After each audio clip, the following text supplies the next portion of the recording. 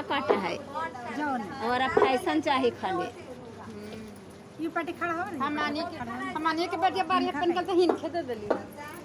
थोड़ा और ले तू गावा ना तो ठीक है काउने नगारिया से बारियतिया सुनाए साखिया काउने नगारिया भइल सोर सुनाए साखिया काउने नगारिया भइल सोर सुनाए साखिया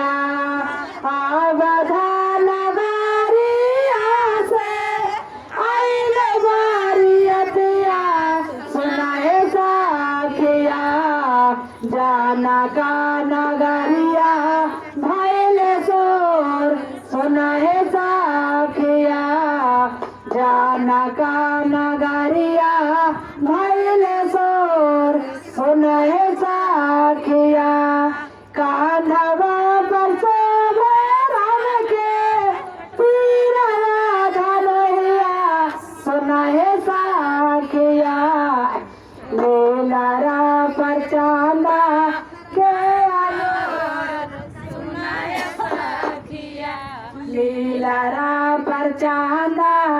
के अनोर सुनाए सामर सामर गोर मारे रामाचार भैया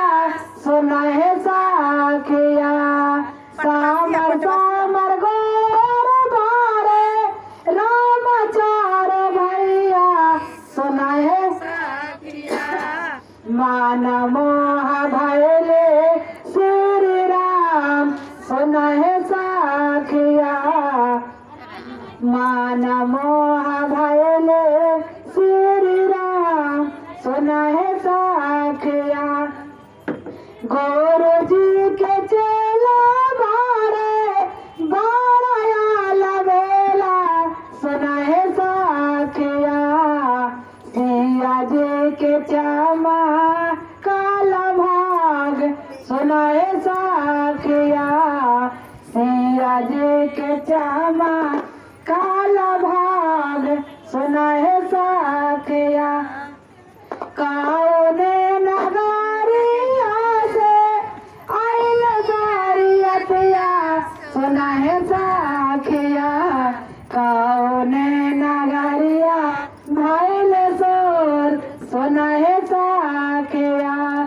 आबधा नगरिया से आइल बारियतिया सुनाए साखिया जाना का नगरिया